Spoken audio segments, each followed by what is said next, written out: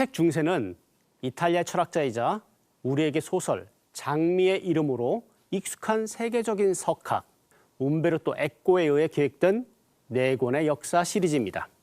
움베르토 에코는 사람들이 가지고 있는 중세에 대한 오해를 완전히 벗기겠다고 작심해서 수많은 학자들을 모아 일명 문명 대기획이라는 거창한 프로젝트로 2010년 이탈리아에서 중세 1을 야심차게 출판하게 되는데요. 중세 역사부터 경제와 사회, 철학, 과학과 기술, 문학과 연극, 시각, 예술과 음악까지 거의 중세 대백과 수준이죠. 이 책의 기획자 움베르토 에코는 본격적으로 중세 시대를 살피기에 앞서 전체 서문에서 중세를 이렇게 정의합니다. 중세는 한 세기가 아니다. 플라비오 비온도가 처음으로 정의했던 것처럼 여러 세기다. 그것도 매우 엄밀한 연대를 정해야 할 것이다. 로마 제국의 몰락에서 1000년까지를 중세 초기로, 소위 말하는 1000년 이후의 재생의 시기를 중세 중기로, 마지막 시기를 중세 후기로 구분할 수 있다. 구절에서 언급된 플라비오 비온도는 메디에보, 중세라는 단어를 처음 쓴 15세기 이탈리아의 역사가이자 인문주의자인데요. 중세 시대는 이탈리아어로 메디에보 알토, 메디에보 바소로 나누어 말합니다. 이탈리아 알토는 영어의 하이와 같은 의미인데요. 역사적인 시기를 지칭할 때는 초기를 의미합니다. 바소라는 단어도 영어의 로우와 같은 의미인데 역사적인 시기를 지칭할 때는 후기를 말합니다. 그런 이유로 중세 전기는 메디에보 알토로, 중세 후기는 메디에보 바소라고 말하는데요. 중세 전체를 보면 476년 서로마 제국의 멸망에서부터 동로마 제국이 멸망하기까지의 기간이라고 할 수 있습니다. 움베르토 에코의 말대로 한 세기가 아니라 대략 5세기에서 15세기에 이르는 천여 년의 시기입니다. 그렇다면 이 천년의 역사 전체를 정말 암흑이라고 할 수 있을까요? 고유한 가치가 없는 야만, 폭력, 빈곤 이렇게 생각하는 사람들은 첫 문장에서 나오듯이 이탈리아 인문주의자들이었습니다. 대부분 르네상스 시대를 살던 이들이었는데요. 여기서 르네상스라는 단어는 이탈리아로 리나시멘토라고 하는데 신생 혹은 재생이라는 의미입니다. 그리고 이것의 라틴어는 리테레 아르테스que 레나테로 예술과 문학의 재탄생이라는 의미인데요. 이를 우리말로 문예 부흥이라고 부르는데 한 단어로 네나시엔티아라고 불러 르네상스라는 말이 나오게 됩니다. 이는 단어 자체가 중세를 부정하고 중세 이전의 고대 그리스, 로마 문화로의 회귀, 즉 고대 문명의 부활을 뜻합니다. 때문에 구절에 나온 인문주의자들은 시기적으로 중세에서 근대로 넘어가는 14세기에서 16세기 르네상스의 사람들이기 때문에 중세 시대를 닫고 근대 시대를 연 사람들이라고 표현할 수 있는데요. 그 중에서도 특히 페트라르카는 중세를 암흑으로 바라본 최초의 인문주의자로 손꼽힙니다. 그는 중세를 고대의 빛이 사라진 어둠의 시대라고 규정했다고 합니다. 그 이유는 고대 그리스어 문서 대부분이 사라졌기 때문입니다. 중세 시대에 일어난 인류 역사상 가장 큰 파괴, 알렉산드리아 대도서관의 파괴 때문입니다. 알렉산드리아 대도서관은 고대 이집트의 도시 알렉산드리아에 세워졌던 당시 세계 최대 규모의 공립도서관으로 국경을 초월해 국제적인 자료를 보관하던 장소입니다. 당시 이 도서관에는 고대 그리스, 이집트의 신 세라피스를 예배하기 위해 세워진 세라피스 신전이 함께 있었는데 4세기 말 로마 황제 테오도시우스 1세가 이 세라피스 신전을 불사르도록 합니다. 이때 귀중한 두루마리 책이 수십만 권이 타버리게 되는데요. 그런데 제 생각에는 알렉산드리아 대도서관을 파괴한 자들은 파괴라고 생각하지 않았을 겁니다. 이는 시리아 내전 때 IS가 고대 유적들을 폭파시킨 것과 같은 이유인데요. 자신들이 믿는 종교와 다른 우상을 숭배하는 이단의 것을 없앤 것이기 때문이죠. 중세 그리스도교 입장에서는 알렉산드리아 대도서관에 있는 세라피스를 숭배하는 신전도 그리스도교에 반하는 신념이기 때문에 불태우고도 아무 죄책감이 없었을 겁니다. 이곳에 수십만 권의 책들이 중세에 사라진 것은 지성의 시대가 가고 암흑의 시대가 다가옴을 알리는 서막이 된 것이죠. 현재를 살아가는 우리로서는 상상하기 어려울 수도 있지만 아프가니스탄의 경우는 당대의 과학적 지식의 중심지였으며 9세기, 10세기에 수학과 천문학 분야에서 놀랄 만한 새로운 혁신을 이루어냈다. 이 구절을 처음 읽고 나면 대부분 아프가니스탄이요? 하고 놀랄 겁니다. 지금 우리의 인식으로는 믿기지 않는 것이죠. 중세책 이탈리아 원문에는 È innegabile che legioni oggi difficilmente riconoscibili 라고 나오는데요. 번역하면 오늘날 인정하기 어렵지만 이란 뜻이에요. 학자들마다 이견이 있을 수 있지만 대체로 서양이 선진국이 된 것은 18세기 산업혁명 이후라고 볼 수 있습니다. 당시 선진국은 아프가니스탄, 그 다음으로 중동 지역의 이슬람 국가였습니다.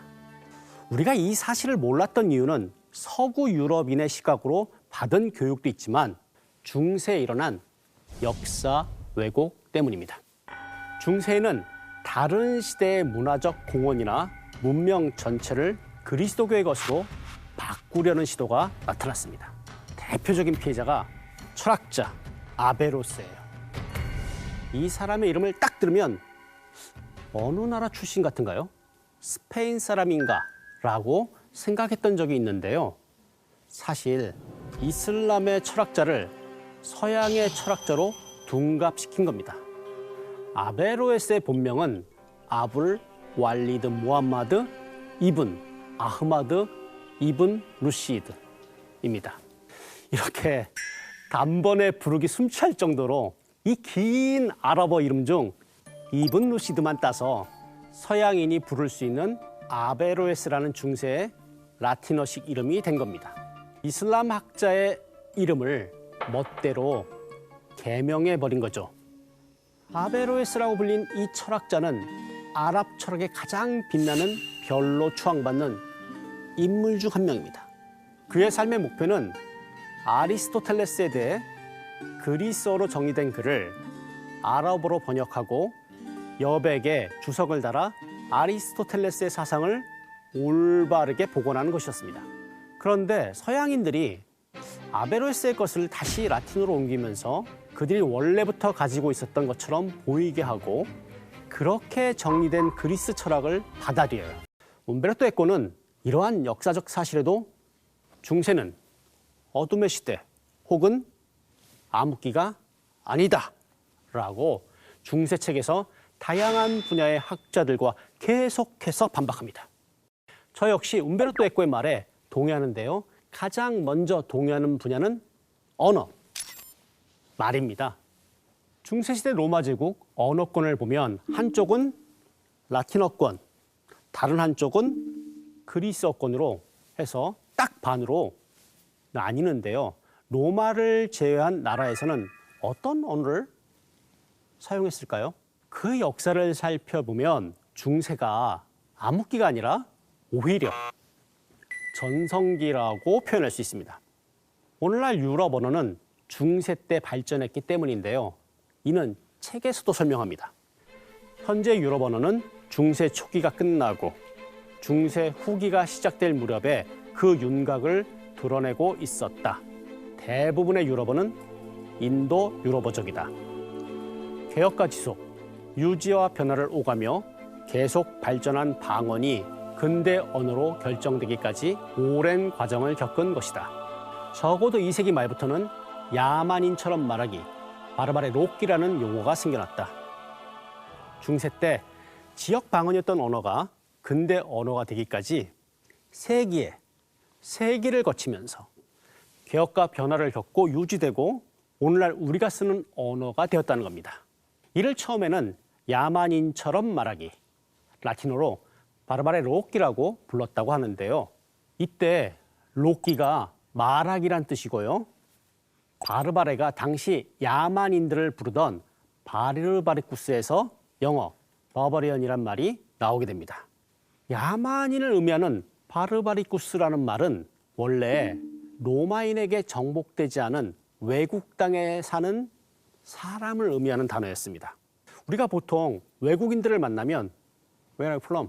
너 어느 나라 출신이냐는 겁니다. 저도 로마 유학 시절에 친구들끼리 만나면 서로 자연스럽게 물어보곤 했는데요. 저는 코레아, 다른 친구들은 이탈리아, 스파니아 뭐 이렇게 대답하는데 독일 친구들 중에 간혹 소노 바르바리쿠스라고 아주 시니컬하게 말하는 경우가 있어요.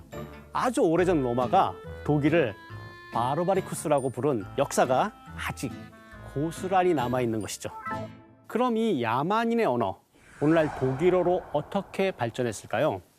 15, 16세기를 살았던 마르틴 루터가 오늘날 독일어를 정리했다는 설이 있습니다.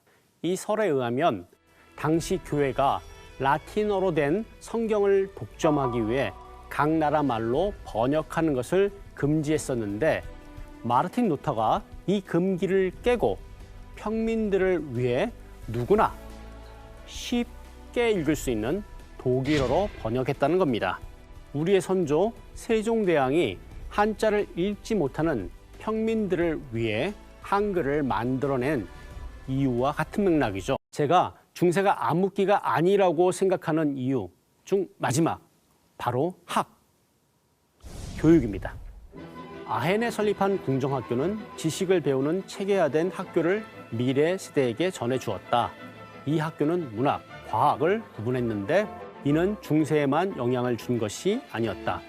대수도원과 주교들이 설립한 학교에서 하는 중세 교육 문화의 특징은 백과사전 성격의 교육을 가지고 있었습니다. 전반적인 지식과 교양인으로서의 능력을 키워주는 학문을 의미하는데요. 알아야 할 모든 지식은 아르테스 리베랄레스라고 해서 7가지 교양 과목을 가르칩니다. 문법, 논리학 혹은 변증법, 수사, 산술, 기하학, 천문학, 음악입니다. 그러나 이때의 교육은 천편일률적이라는 단점이 있었습니다. 새로운 것을 배우고 싶은 학생들의 학문적 열망을 충족시키기엔 부족했던 것이죠. 이것이 훗날 유럽 최초의 대학을 설립하게 된 계기 중 하나가 되었습니다. 최초의 대학은 비록 초기 형태이긴 하지만 1088년 볼로냐에서 나타났고 교수와 학생들로 이루어진 공동체는 교수가 학생들에게 경제적으로 의존하게 되면서 국가나 교회의 통제에서 벗어나 세워졌다. 여기서 핵심은 교수가 학생들에게 경제적으로 의존하게 되면서입니다. 저는 이 문장 학생들에게 앞에 자발적으로 모인이라는 표현도 넣고 싶은데요. 법학 수업은 법을 공부하고 싶은 학생들이 자발적으로 모여 볼로냐의 유명한 법학자를 모셔와 수강하려는 것으로부터 시작했습니다. 예를 들어 제가 중세 유명한 법학자라고 한다면 학생들이 이런 대화를 나누는 겁니다. 야, 요즘 한동일이라는 유명한 법학자가 있대. 우리 그 사람한테 법학 수업 들을래? 너도 들을래? 이렇게 법학 수업을 듣고 싶은 학생들끼리 모이게 됩니다. 마치 현대 대학생들의 수강 신청 전 모습 같죠. 대략 20명 정도 모이고 나면 가장 먼저 하는 것이 학생 대표 선발입니다. 그리고 이들이 수업을 듣고 싶은 교수의 유명 정도에 따라 강의를 결정하고 수업을 언제 할지 상의하는 겁니다. 상의한 내용으로 학생 대표가 저를 찾아옵니다. 저희는 어떤 요일 몇 시에 수업하고 강사료를 얼마 드리겠습니다. 이러한 경제적 합의의 과정을 거쳐 볼로냐 대학교에서는 로마법 대전을 정리한 이르네리우스의 강의가 진행됩니다. 다시 말해 볼로냐 법학교는 학생들이 중심이 되어 운영된 겁니다.